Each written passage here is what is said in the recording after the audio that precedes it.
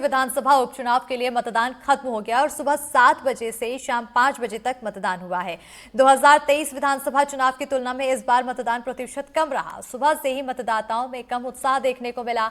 छत्तीसगढ़ में अक्सर ग्रामीण क्षेत्र की तुलना में शहरी क्षेत्र में कम मतदान प्रतिशत रहा है। उपचुनाव में मतदाताओं में ज्यादा उत्साह नजर नहीं आया और इस बीच लोगों से उपचुनाव को लेकर बातचीत की गई। लोगों ने सुनील सोनी और कांग्रेस के आकाश शर्मा के बीच कड़ा मुकाबला बताया। अब देखना यह है कि कम मतदान प्रतिशत से किसे ज्यादा नुकसान होता है। 23 नवंबर को आने वाले नतीजों का इंतजार है।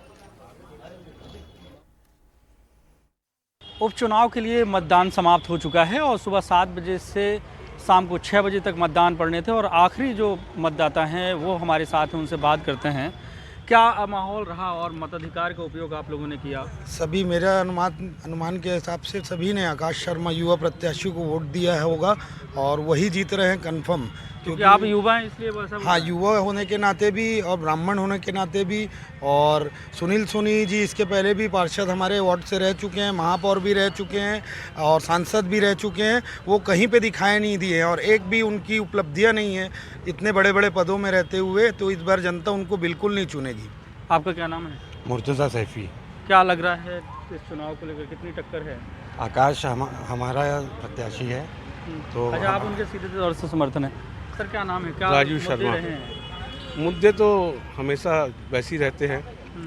उपचुनाव पहली बार देखने को मिल रहा है। लोगों का उत्साह कम है, लेकिन हमारे क्षेत्र में ज़्यादा उत्साह है कांग्रेस के प्रति। इस पर बदलाव आकाश शर्मा की वजह से आप भी शर्मा? नहीं, हम शर्मा की वजह से नहीं है। हम एक मतदाता ही हैं, किसी पार्टी की नहीं है। इस समय एक बदलाव जरूरी है, इसलिए। रायपुर दक्षिण का मतदान जो है समाप्त हुआ है और ये अनुमान लगाया जा रहा है कि कांटे की टक्कर हो सकती है। वजह उसकी साफ है कि पिछली बार जो मतदान हुआ था उस मतदान की तुलना में इस बार कम मतदान हुआ है, क्योंकि ये उपचुनाव है और बहुत लोगों में उतना उत्साह देखने को नहीं मिला जितनी लोगों से उम्मीद की जा रही थी। क्योंकि रायपुर दक्षिण की जो सीट है वो परंपरागत तौर से देखें 1990 के बाद से भारतीय जनता पार्टी की रही है। बृजमोहन अग्रवाल यहाँ से 8 बार विधायक चुने गए, मंत्री रहे सरकार में और इस बार उनको भारतीय जनता पार्टी ने लोकसभा का चुनाव लड़ाया और लोकसभा का चुनाव लड़ने की वजह से वो सांसद बन गए और ये सीट खाली हुई। अब यहाँ पे उपचुनाव में सुनील सोनी को भारतीय जनता पार्टी ने मैदान में उतारा, जिसको लेकर कांग्रेस ने अपनी कैंपेनिंग की और उन्हें निष्क्रिय बताया। वहीं कांग्रेस के प्रत्याशी आकाश शर्मा थे, ब्राह्मण समाज से थे। तो ऐसे कई समीकरण हैं जिसको लेकर आज पूरे दिन भर इस बात को लेकर चर्चा हुई कि ये चुनाव किस मोड़ पे जाएगा। लेकिन जो लोगों से जो चर्चा हुई इसके अनुसार ये है कि ये टक्कर हो सकती है।